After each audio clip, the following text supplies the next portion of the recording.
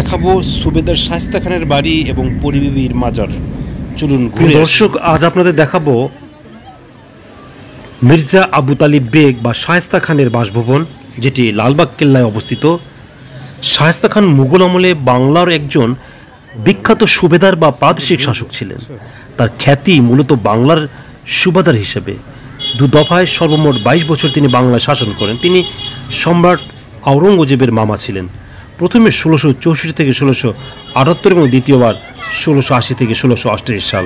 দেখছেন তার বাসভবন, যেটি লালবাগ কেল্লায় অবস্থিত পুরান ঢাকায়। এখানে হাম্মামখানা রয়েছে। হাম্মামখানা মূলত সুবেদারদের বাসভবন হিসেবে ব্যবহৃত হতো। লালবাগ কেল্লার এই দালানকে দুটি কাজে ব্যবহার করা হতো: হাম্মামখানা বাসভবন হিসেবে, দেওয়ানে আম বিচারালয় হিসেবে। এই দালানের নিচতলা ছিল বাসভবন তথা হাম্মামখানা, আর উপরের তলা ছিল আদালত বা দেওয়ানে আম। শায়েস্তা খাঁ এই ভবনে বাস করতেন এবং এটাই ছিল তার আদালত। এখান থেকে তিনি সমস্ত বিচার কার্য পরিচালনা করতেন। আপনার ভিডিওতে লালবাগে শায়েস্তা খানের বাসভূমি দেখছেন। যেই বিল্ডিংয়ে তিনি থাকতেন সেটি দেখছেন। তার শাসনামলে টাকায় 8 মণ চাল পাওয়া যেত। এর উল্লেখযোগ্য কৃত্যগুলির মধ্যে একটি ছিল মুঘলদের চট্টগ্রাম বিজয়। 1660 সালে তাকে মারাঠা রাজা ছত্রপতি শিবাজী মহারাজের বিরুদ্ধে সংগ্রামে অংশ নিতে পাঠানো হয়েছিল। যাই হোক, তিনি একটি আশ্চর্যজনক আক্রমণে পরাজিত হন এবং তার একটি পুত্রকে হারান। এরপরে তিনি পুনে ত্যাগ করেন এবং তার শিবিরটি আওরঙ্গাবাদে স্থানান্তরিত হয়। ইঙ্গ মুঘল যুদ্ধে তিনি ইংরেজদের পরাজিত করেছিলেন। আপনারা সেই শায়েস্তা খানের বাসভবন দেখছেন, যেটি পুরান ঢাকার লালবাগে রয়েছে। আপনারা সময় এবং সুযোগ পেলে এই লালবাগ কেল্লা দেখবেন। ঢাকার লালবাগে শায়েস্তা খাঁর সদর দপ্তর ছিল।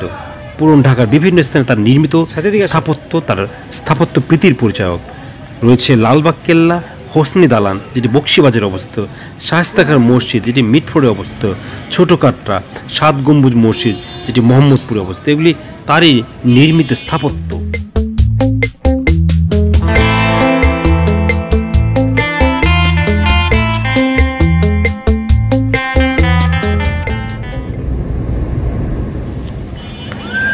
লালবাগ কেল্লার 3টি স্থাপনার মধ্যে অন্যতম একটি হচ্ছে পরিবিবির সমাধি।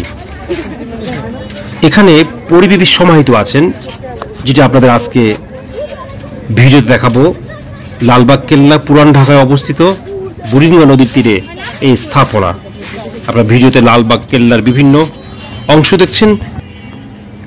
মেইন গেট দিয়ে প্রথমে ঢুকলেই যে স্থাপনাটা আমাদের চোখে পড়ে বা বিভিন্ন সময়ে লালবাগের যে ছবিটি আমাদের সামনে ফুটে ওঠে দেখানো হয়, সেটি হচ্ছে মূলত পরিবিবির সমাধি। আপনারা ভিডিওতে পরিবিবির সমাধি দেখছেন। শায়েস্তা খান তার কন্যার স্মরণে এই মনোমুগ্ধকর মাজারটি নির্মাণ করেন। লালবাগ কেল্লার 3টি বিশাল দরজার মধ্যে বর্তমানে জনসাধারণের জন্য উন্মুক্ত। এই দরজা দিয়ে ঢুকলে বরাবর সোজা চোখে পড়ে পরিবিবির সমাধি। আপনারা ভিডিওতে পরিবিবির সমাধি দেখছেন।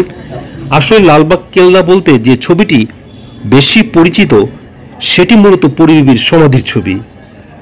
পরিবিবি, যার অন্য নাম ইরান দুখত রহমত বানুল, ছিলেন সুবা বাংলার মুঘল সুবেদার শায়েস্তা খানের কন্যা। আপনারা মাজারের ভেতরের অংশ দেখছেন। মুঘল সম্রাট আওরঙ্গজেবের পুত্র শাহজাদা মোহাম্মদ আজমের সাথে 1668 সালে 3রা মে পরিবিবির বিয়ে হয়। 1684 সালে পরিবিবির অকাল মৃত্যুর পর তাকে নির্মাণাধীন লালবাগ কেল্লার অভ্যন্তরে সমাহিত করা হয়। তার সমাধিস্থলকে চিহ্নিত করে পরিবিবির মাজার নির্মিত হয়। আপনারা সেই মাজার দেখছেন। পরিবিবির মাজারের স্থাপনাটি চতুষ্কোণ, মার্বেল পাথর, কোষ্টি পাথর ও বিভিন্ন রঙের ফুল পাতা সুশোভিত চাকচিক্যময় টালির সাহায্যে অভ্যন্তরীণ 9টি কক্ষ অলঙ্কৃত করা হয়েছিল। মাঝে কক্ষটি পরিবিবির সমাধিস্থল। এই ঘরটি ঘিরে 8টি ঘর আছে।